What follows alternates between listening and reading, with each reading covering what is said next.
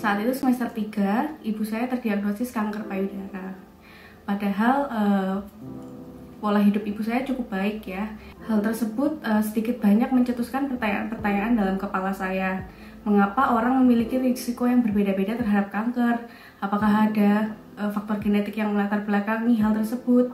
Kemudian, apa sih yang sebenarnya menjadi penyebab dari seseorang mengalami kanker?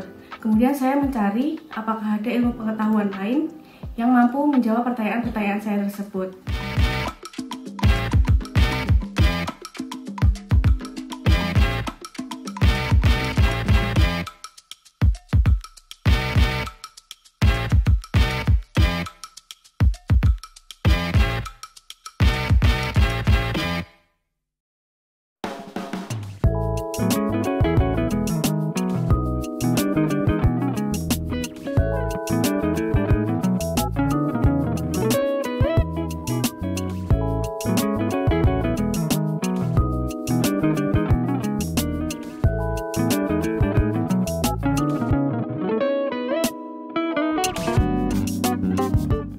Teman-teman sekalian, perkenalkan nama saya Melani Ratih Mahanani, biasa dipanggil Melani.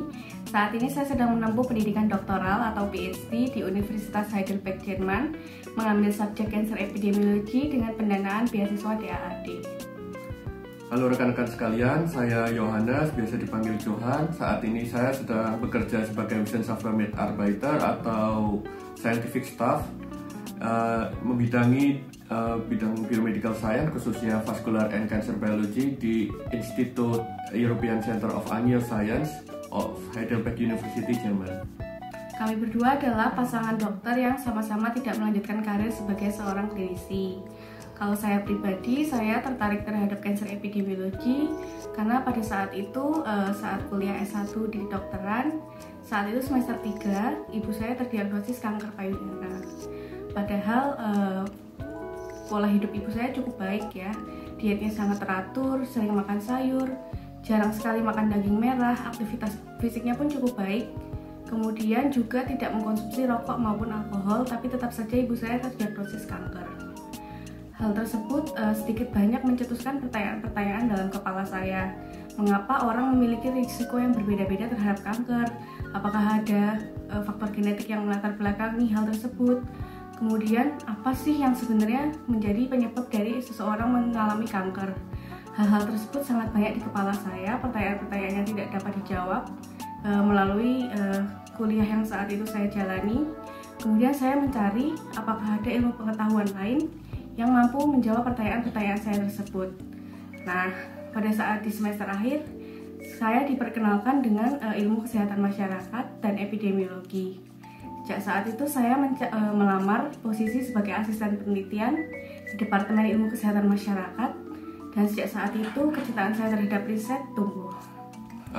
Kalau saya sendiri memiliki perjalanan yang berbeda, di mana saya sendiri waktu itu menjalani perkuliahan di kedokteran dan saya lebih sangat enjoy dan fokus terhadap hal-hal yang berbau riset dan ilmu basic dibanding saat saya harus menjalani skill keterampilan klinis ataupun kontak dengan masyarakat melalui ilmu kedokteran komunitas.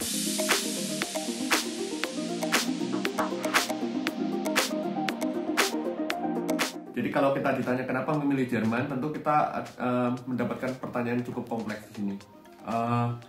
Tentu kita tahu banyak negara yang memang sudah maju di bidang teknologi dan sains. Namun Jerman ini memang khusus karena di sini ilmu pengetahuan, pengajaran maupun riset dan teknologi itu bersinergis dalam satu kesatuan ilmu yang utuh.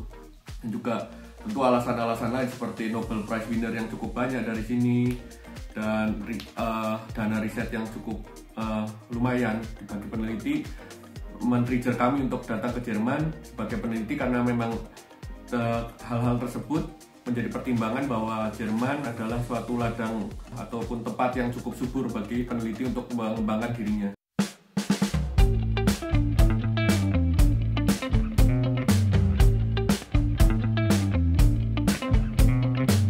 Kalau dari pendanaannya, saya didanai oleh beasiswa DAAD, yaitu sebuah beasiswa dari pemerintah Jerman yang didanai oleh Kementerian Pendidikan, Kementerian Keuangan, Kementerian Luar Negeri, serta 16 states atau negara bagian di seluruh Jerman. Kalau saya sendiri, saya mendapatkan pendanaan dari Deutsche Forschungsgemeinschaft atau German Research Foundation untuk istilah menggantikan beasiswa ini. Jadi saya mendapatkan gaji saat saya bersekolah ini dari pemerintah Jerman.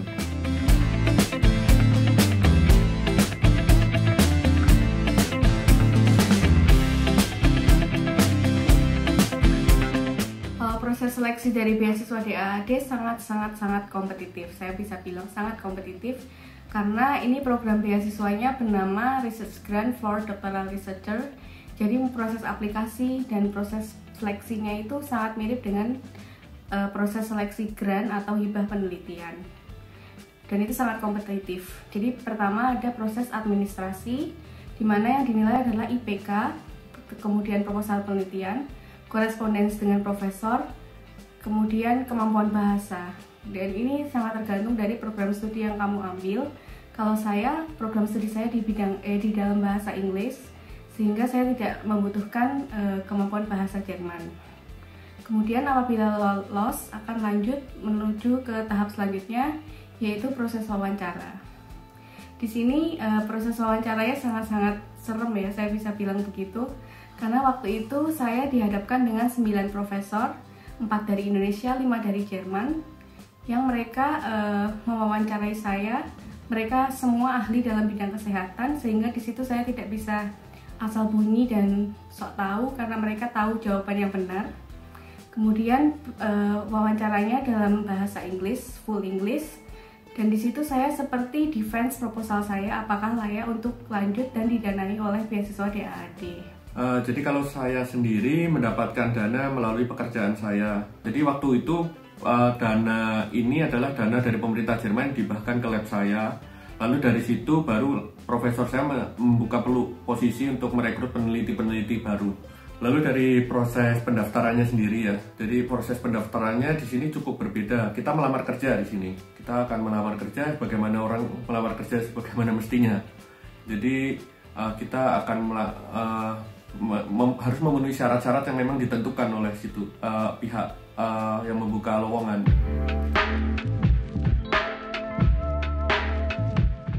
Meskipun sangat kompetitif, tapi benefit yang kami dapatkan sangat banyak. Apalagi dari beasiswa DAAD, mereka sangat generous dari segi pembiayaan. Kemudian selain itu, saya juga dibekali dengan kursus bahasa Jerman selama 2 bulan sebelum saya memulai studi S3 saya. Sehingga itu sangat membantu kehidupan sehari-hari. Selain itu, dari segi keuangan yang saya dapatkan itu ada monthly allowance yang cukup banyak. Kemudian mereka juga mengcover asuransi kesehatan saya dan juga SPP yang gratis karena sudah didanai oleh states atau negara bagian yang tadi saya sebutkan di awal. Selain itu, dari DAAD saya juga mendapatkan benefit adanya komunitas alumni dari seluruh dunia yang sangat besar. Dan ini sangat bagus untuk ajang networking. Kalau saya mungkin lebih mau bukan drawback tapi lebih ke challenge karena saya bekerja. Jadi saya akan memulai dengan menceritakan challenge yang ada di funding yang saya dapatkan. Jadi karena saya bekerja, saya profesor saya ataupun founder saya mengatakan saya digaji bukan untuk menyelesaikan S3 saya digaji untuk melakukan eksperimen dan hal-hal lain yang berkaitan dengan penyelesaian proyek tersebut. Lalu juga yang paling utama karena di sini adalah posisi bekerja, maka dikenal proses pemecatan. Nah ini harus menjadi perhatian bagi teman-teman sekalian kalau memang mendaftar posisi yang seperti saya. Jadi karena mengenal pekerjaan maka kita dapat sewaktu-waktu dipecat dan itu bisa berjalan dari 6 bulan pertama. Jadi 6 bulan pertama dari kontrak kerja di Jerman adalah masa percobaan dan kita bisa dipecat kapanpun kalau memang kita tidak progres tanpa harus memberitahu alasannya.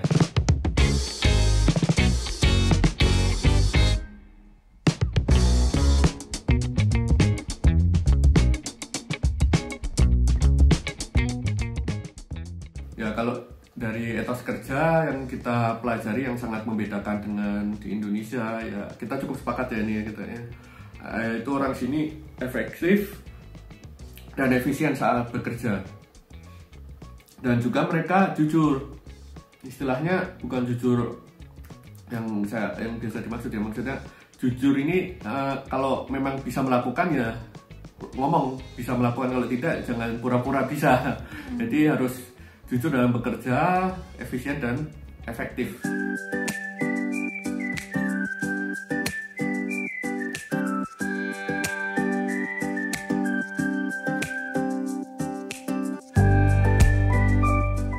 Tips trik dari saya apabila teman-teman ingin apply beasiswa DAAD, yang paling penting menurut saya usahakan untuk develop proposal S3 apabila ingin mengapply beasiswa S3 ya. Nanti apply dengan proposal yang sudah dikonsepkan bersama-sama dengan calon profesor di Jerman. Jadi developlah proposal tersebut bersama-sama, jangan dari sisi kalian sendiri, karena nanti akan mendapatkan banyak sekali masukan dan terkait visibility dari studi tersebut dari profesor di Jerman, dan itu sangat meningkatkan peluang untuk proposal tersebut didanai oleh DAAD. Kalau dari saya untuk tips dan trik yang bisa saya berikan adalah untuk diri kita sendiri, pertama be ambitious. Jadi kita tidak boleh istilahnya be playing victim, istilahnya ada istilah IPK itu nggak penting. Ternyata semua awal di sini adalah itu dulu yang menjadikan pertimbangan utama. Hampir maupun DAAD maupun funding saya adalah IPK dulu yang dinilai. Dan memang seperti saya bilang tadi bahwa pihak pewawancara tidak cukup naif untuk tidak tahu bahwa memang IPK ini cocok dengan diri kita atau IPK ini sebenarnya cuma sekedar angka. Oke, segitu dulu bincang-bincang dari kami, saya dan Johan pamit. Terima kasih sudah menonton sejauh ini. Semoga apa yang kami sampaikan bermanfaat buat teman-teman sekalian. Sampai jumpa.